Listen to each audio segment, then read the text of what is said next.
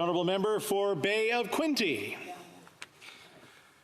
Good evening, Mr. Speaker, and thank you very much for the opportunity. It's my first late show, and I'm happy to have the opportunity to speak again on housing. And a question period the question I asked was on whether the government believed that supply was serious and the lack of supply and supply inflation was causing this housing crisis. And I come from a region or very much like all the other regions across Canada that are seeing such a dire position in terms of housing, and it comes down to our lack of supply. And how did they get those numbers? Where did those numbers come from? Well, when we compare ourselves to other G7 nations, we are dead last in supply per capita when we have the country with the most amount, or the second most amount of land on the planet. And that means that all of those countries per capita, even the UK and Ireland, have way more supply per capita than we do, a nation with just an incredible amount of land. And when it comes to what's happening, well, we've all seen it. We've been talking about it all day. We have people who, right now, because of the lack of supply, are having trouble deciding whether they can afford rent or groceries. We have individuals who have become homeless of no choice of their own. My region has seen double the homeless population, and at a time when we just don't need that. We have so many other problems. At the time, we have so many more people that can't find affordable housing. And when I talk to my home builders in my region, I talk to those that are building homes, they say that it has been harder than any other time in their existence to build a home, and they're not finding support from the local government. We are now seeing up to 2 years to 3 years before we even get subdivisions started or in the ground. We've seen conditions in Toronto where from start to finish an apartment building now takes a decade.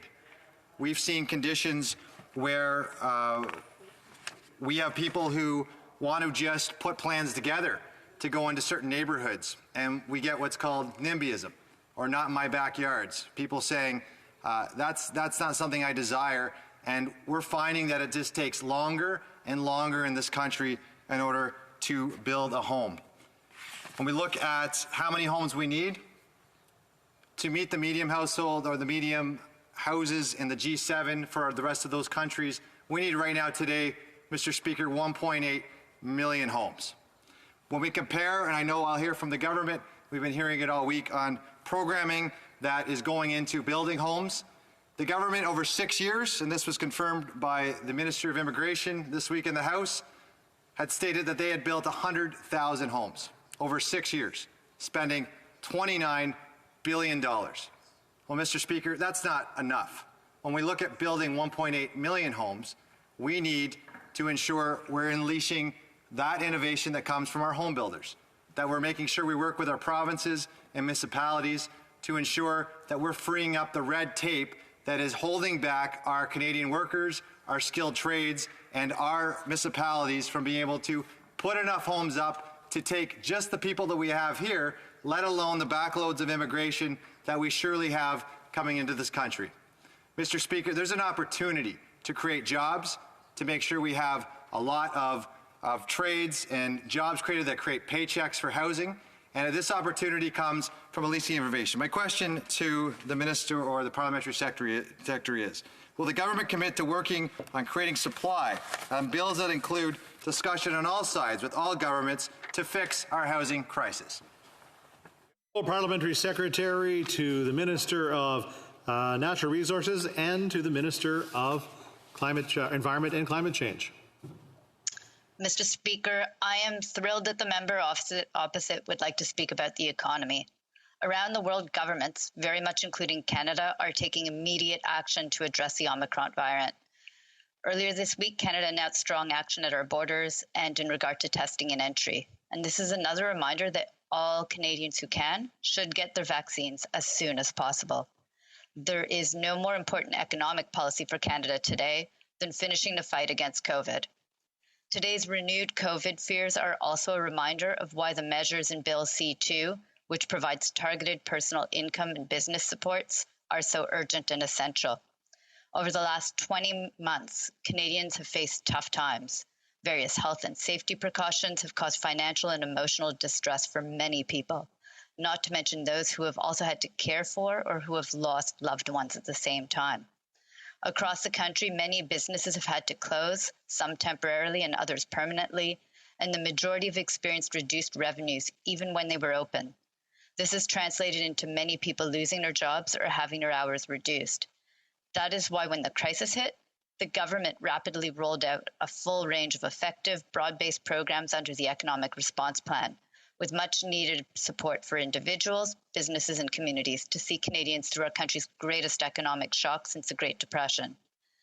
In terms of its scale, Canada's economic response, including Budget 2021 investments, was one of the largest and most expeditious among G7 countries. So it helped engineer a near-term economic turnaround at a faster than anticipated pace, compared with some industrialized countries. This support has worked. Many businesses are now safely reopening. Employment has recovered to pre-recession levels, and of the 3 million jobs that were lost at the peak of the crisis, all have now been recouped, faster than any other recession. Canada's economic recovery is well on track, and the pandemic economy is fading from view. As our government looks to secure a more prosperous future for Canadians, it's helpful to look back and consider the key measures that have helped us to get to where we are today. These include the Canada Emergency Response Benefit, the Canada Emergency Wage Subsidy, the Canada Emergency Rent Subsidy and lockdown support, and the Canada Emergency Business Account. Federal support also includes significant financing for the provinces and territories through its top-ups to the Canadian Health Transfer, as well as through the Safe Restart Agreement, the Safe Return to Class Fund, and the Essential Workers Support Fund. All told, more than 8 out of every $10 spent to fight COVID-19 and support Canadians has come from the federal government. In Budget 2021, the government promised that if additional flexibility was required based on public health considerations later in the year, it would continue to do whatever it takes to be there for Canadians. And that's why in October, we announced the Canada Worker Lockdown Benefit. And we're working to ensure continued support to Canadians ongoing throughout this pandemic. Thank you, Mr. Speaker. The Honourable Member for Bay of Quinte. And thank you to the Honourable Parliamentary Secretary, and thank you very much for your responses. The facts right now is that we still are battling through COVID, but we now have different problems than we had prior to COVID, and they require an immediate response from the government. That tackles housing, that tackles supply, and that works with all members of government across all agencies. As stated, we have people now not able to afford their homes. We have people now who are finding themselves homeless. The action we need now to swing hammers includes working with all levels of government, ensuring that we put enough resources in, that we start doing the work needed now, not just talking about it, less conversation, more action, ensuring that we have those homes built so that Canadians can then find a home for an affordable price. Can the Minister confirm that we will now look at supply, and the government will look at supply in order to fix this problem? The Honourable Parliamentary Secretary. Thank you, Mr. Speaker. And in the initial part, I talked about how we had announced in October the Canada Workers Lockdown Benefit. This is to ensure that workers continue to have support and that no one is left behind. This benefit would provide $300 a week in income support to eligible workers should they be unable to work due to a regional lockdown until May 7th, 2022, with retroactive application to October 24th, 2021 if required.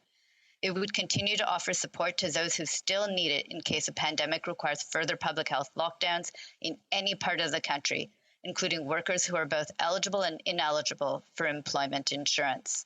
The benefit would apply in any region of the country that is so designated by the government for the duration of the lockdown.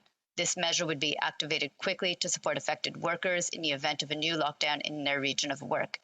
Mr. Speaker, we are there to support Canadians. We have been and we will continue. Thank you. Thank you.